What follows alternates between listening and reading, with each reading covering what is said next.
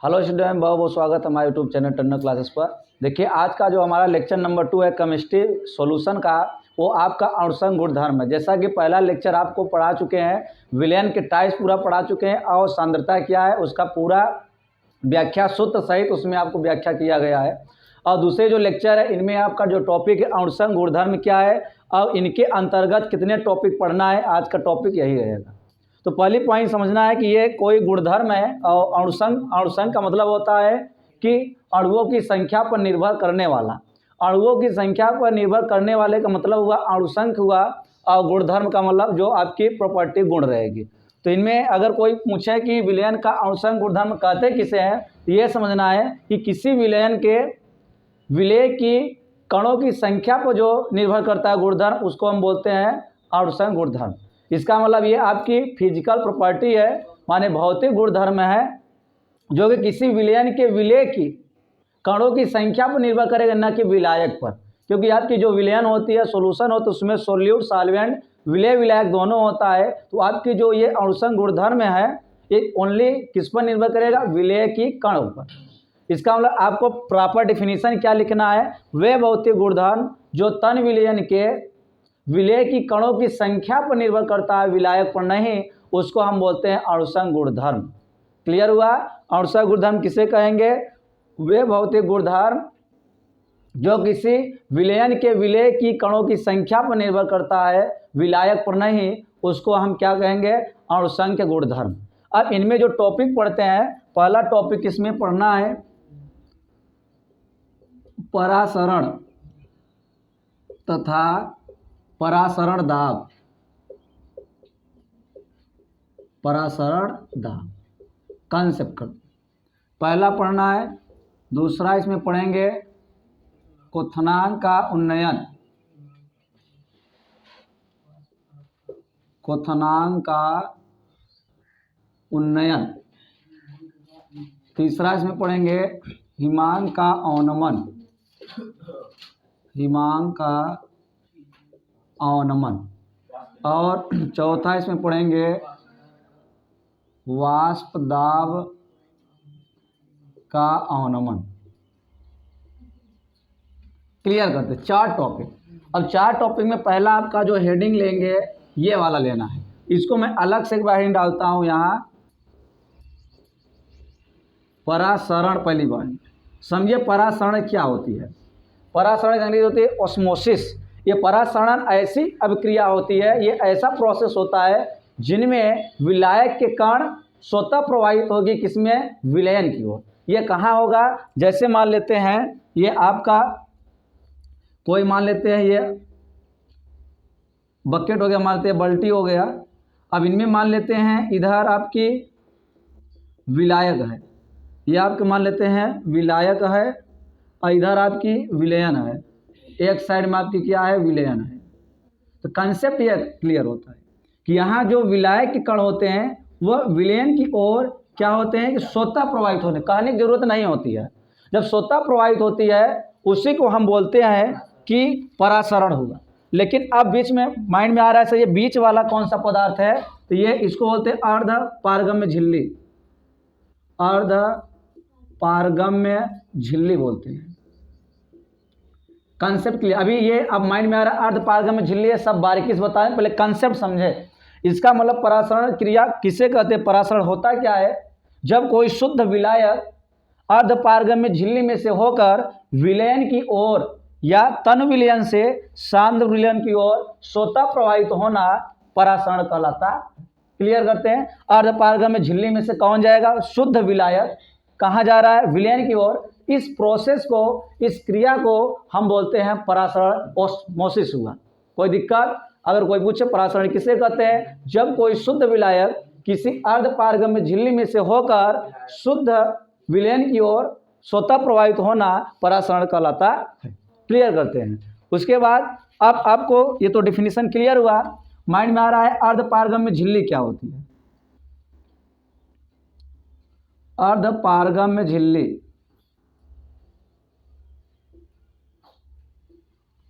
ये पढ़ना है। अर्ध पारगम्य झिल्ली कंसेप्ट क्लियर करते हैं। इनमें क्या ऐसे गुण है अर्धपारगम्य झिल्ली, यहाँ और पॉलीथीन या और कोई पदार्थ यहाँ यूज क्यों नहीं किया गया, अर्धपारगम्य झिल्ली क्यों यूज किया गया, इसका मतलब क्या हुआ। तो इसका मतलब ये हुआ इनमें एक ऐसा खास गुण है अर्धपारगम्य झिल्ली में कि जिनमें से केवल विलायक के कण को आने जाने देता है, विलयन की नहीं, विलय की नहीं। कोई दिक्कत। इसका मतलब वे झिल्लियां जिनमें से केवल विलायक के कण गमन कर पाते हैं, विलय की नहीं, उसको हम अर्धपारगम्य झिल्ली कहते हैं। एकदम क्लियर करते हैं, वे झिल्लियां जिनमें से कोई विलयन में सिर्फ विलायक का पदार्थ गमन करेगा, आर पार हो सकता है, विलय नहीं, उसी को हम बोलते हैं अर्धपारगम्य झिल्ली।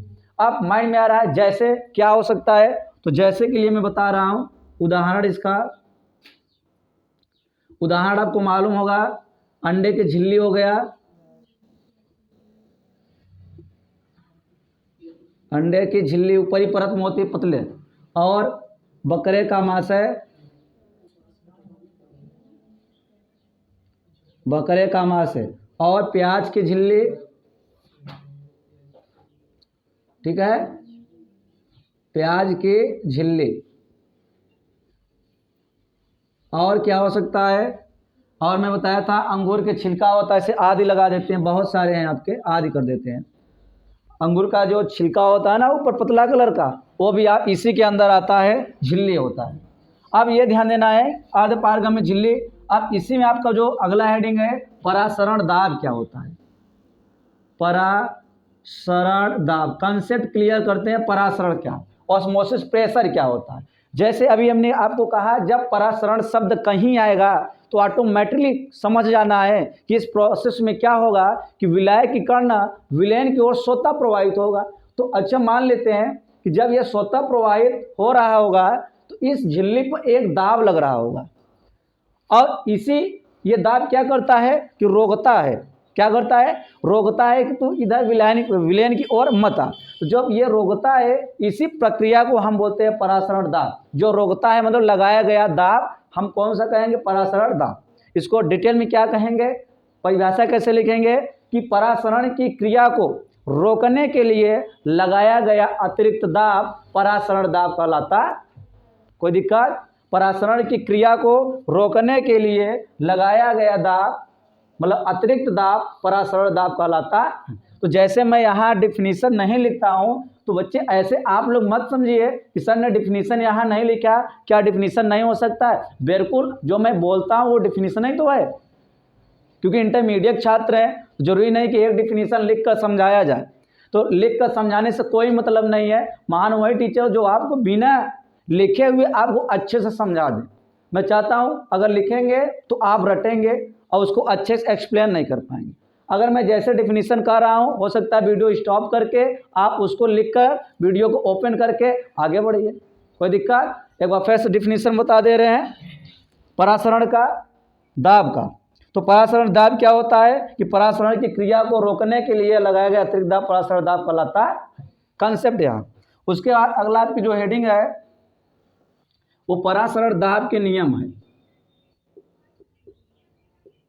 परासरण दाब के नियम है, दाब के नियम ध्यान देना है। इनमें कुछ खास बात नहीं है। तो इनमें क्या है, जो वैज्ञानिक एक है वैज्ञानिक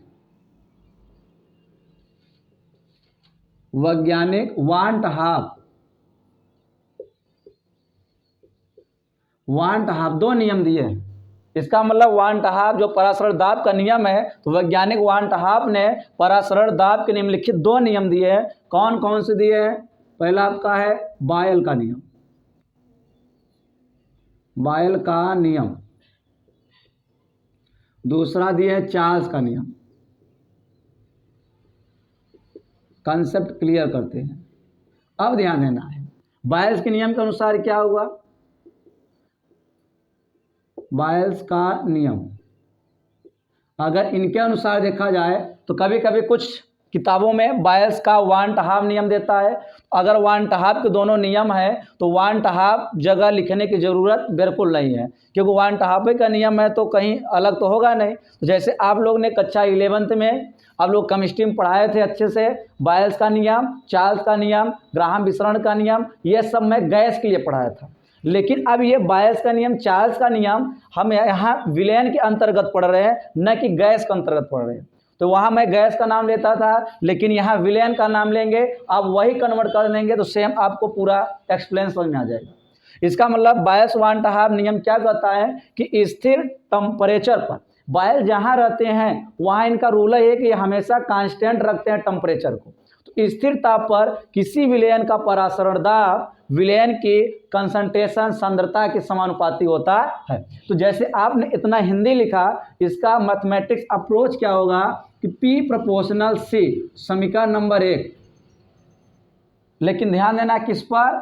स्थिर ताप पर, स्थिर ताप पर। क्लियर हुआ? इसका मतलब किसी स्थिर ताप पर किसी विलयन का परासरण दाब विलयन की सांद्रता के अनुक्रमानुपाती का चिन्ह है, ये अनुक्रमानुपाती होता है। यहाँ लिखा गया स्थिर ताप पर। अब दूसरा आपके क्या है? चार्ल्स का नियम।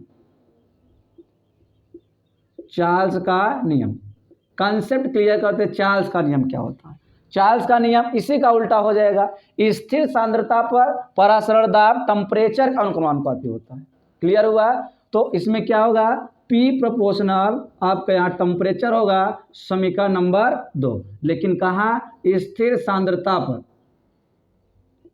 स्थिर सांद्रता पर ध्यान देना। स्थिर सांद्रता मतलब कंसंट्रेशन कम ढेर ना हो, माने कि जो विलयन आपकी है न पतला हो न मोटा हो। कंसंट्रेशन का मतलब ये सांद्र उसका समान होना चाहिए। इसका डेफिनेशन क्या होगा कि चार्ल्स के नियम के अनुसार स्थिर सांद्रता पर किसी विलयन का परासरण दाब उसके टेम्परेचर के अनुक्रमानुपाती होता है। यही परासरण दाब के दो नियम। उसके बाद अगला आपका जो एक हेडिंग होता है 1.5 समीकरण पूछता है। 1.5 समीकरण क्या चीज है? 1.5 समीकरण ये भी बोर्ड में बहुत बार पूछता है, ये क्या है? और 1.5 समीकरण से ही न्यूमेरिकल्स आएगी। ये जो इसका सूत्र निकलेगा वहीं इस क्वेश्चन पूछा जाता है। तो जैसे 1.5 समीकरण किसे कहते हैं? तो बायल्स तथा चार्ल्स के संयुक्त समीकरण को 1.5 समीकरण कहते हैं। कोई दिक्कत? बायल्स तथा चार्ल्स के संयुक्त माने योग होता है, संयुक्त रूप समीकरण को हम बोलते हैं 1.5 समीकरण। कोई दिक्कत? फिर सुन लीजिए, बायल्स तथा 1.5 नियम के संयुक्त रूप को या संयुक्त समीकरण को हम क्या कहते हैं? 1.5 समीकरण। आइए देखते हैं ये समीकरण का डेरिवेशन। इसका मतलब बायल्स के नियम के अनुसार क्या होगा? बायल्स के नियम से इनका नियम क्या होता है? P प्रोपोर्शनल C, समीकरण नंबर 1। और चार्ल्स का नियम क्या कहता है? चार्ल्स का नियम से ये क्या कहता है? P प्रोपोर्शनल T, समीकरण नंबर 2। अब निकालना हमको क्या है यहाँ से? फार्मूला। तो यहाँ क्या होगा? P या समीकरण 1 तथा समीकरण 2 से, समीकरण 1 धन समीकरण 2, तो यहाँ क्या हो जाएगा? जोड़ेंगे जब तो P प्रोपोर्शनल यहाँ जाएगी CT। आपको मालूम है जब भी कांस्टेंट हटता है, मतलब प्रोपोर्शनल चिन्ह हटता है तो कांस्टेंट आती है। तो यहाँ जाएगी P बराबर, यहाँ जाएगी CST। इसका मतलब यहाँ कांस्टेंट जो आया है वो S है। ये S का नाम क्या है? विलयन स्थिरांक है, इसको वहीं रहते हैं। अब जो हमारा C सांद्रता है, तो सांद्रता मोल बटे आयतन होती है। इसका मतलब P बराबर NST बटे V। तो यहाँ गुणा हो जाएगा PV बराबर NST। इसी पर आपकी सवालें आएंगे, इसी पर कहा जाएगी सवाल इसी पे लगा 3 नंबर की बोर्ड में, यूपी बोर्ड में यहाँ से आती है। और ध्यान देना सबका नाम, तो जहाँ क्या लिखना है? P बराबर परासरण दाब, परासरण दाब। V क्या है? विलयन की आयतन, विलयन की आयतन। N क्या है? विलय की मोलों की संख्या, विलय की मोलों की संख्या, और आपकी यस क्या है, विलयन स्थिरांक है, विलयन स्थिरांक जिसका मान 0.0821 वायुमंडल लीटर प्रति केल्विन इंटू मोल होती है। और आपका जो टी है तापमान है, लेकिन ध्यान से केल्विन में रहेगा।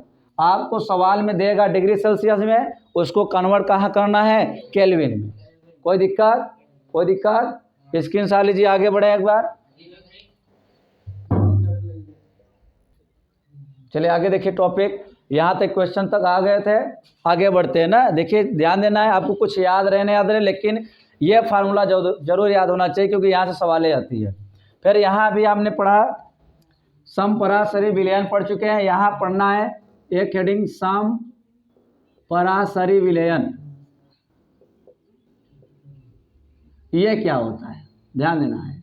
समपराशरी विलयन कहते किसे, क्लियर करते हैं।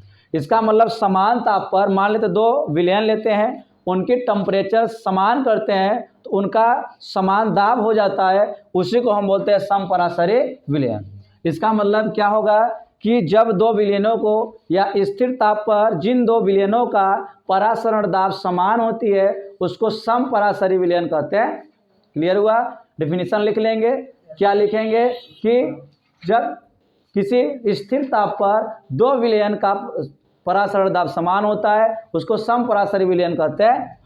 तो ध्यान देना है, मान लेते हैं ये एक विलयन इधर है, एक विलयन इधर है, टेम्परेचर T1 बराबर भी T है, T2 बराबर भी T है। तो इस कंडीशन पे क्या कर रहा है, इनकी जो परासरण दाब है इसकी P1 बराबर P है, इसकी P2 बराबर P। तो कंसेप्ट क्या हुआ कि दोनों बराबर हैं। तो इस कंडीशन पर आपका एक फार्मूला आएगा जो कि सवाल आती है, आपको फार्मूला पढ़ाएगा P1 बराबर P2 है, तो आपको मालूम है P बराबर क्या होती है, NST होती है, PV बराबर। तो यहाँ कंसेप्ट ये हुआ जब ये स्थिर है और ये स्थिर है, तो आगे देखते हैं कांस्टेंट है, इससे कोई मतलब नहीं है। यहाँ लिखेंगे पहले के लिए कंसेप्ट क्लियर करते हैं, तो कहा जाएगा PV1 बराबर N1ST, समीकरण नंबर 1। फिर लिखेंगे दूसरे के लिए इसमें लिखेंगे PV2 बराबर N2ST, समीकरण नंबर 2। यहाँ लिखना है समीकरण 1 डिवाइडेड समीकरण 2। तो आप क्या आ जाएगी, PV1 बराबर N1ST बटे PV2 बराबर बटे N2ST।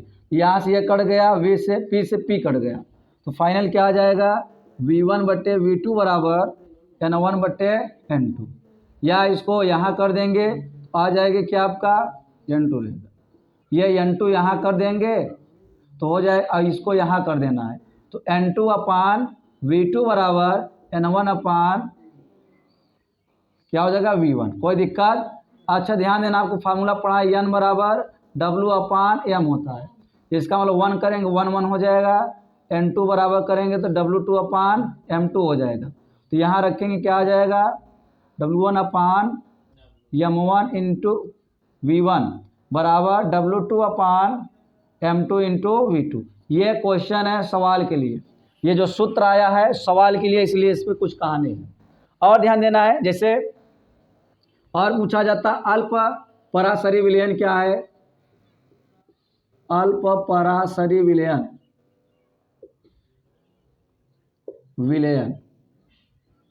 और ध्यान देना है, एक और होता है, दूसरा हो गया। तीसरा पूछा जाता है अति पराशरी विलयन, अति पराशरी विलयन। तो कंसेप्ट यह क्लियर करना है कि तीनों एक ही परिभाषा से कनेक्ट करना है। जब स्थिर ताप पर दो विलयनों में से परासरण दाब जब समान हो गया था तो समपराशरी विलयन हो गया। अल्प का मतलब होता है कम और अधिक का मतलब होता है अधिक। इसका मतलब स्थिर ताप पर जिन दो विलयनों में से जिस विलयन का परासरण दाब कम होगा उसको अल्प कहेंगे, परासरण दाब ज़्यादा हो जाएगा तो अति कहेंगे, बराबर हो जाएगा तो सम कहेंगे। क्लियर हुआ?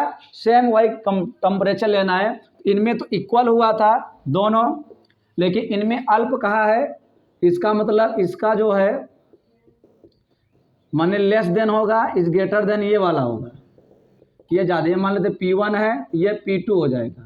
लेकिन अति के लिए क्या हो जाएगा, ये ज़्यादा हो जाएगा, माने इज ग्रेटर देन, और ये P1 है और P2 है।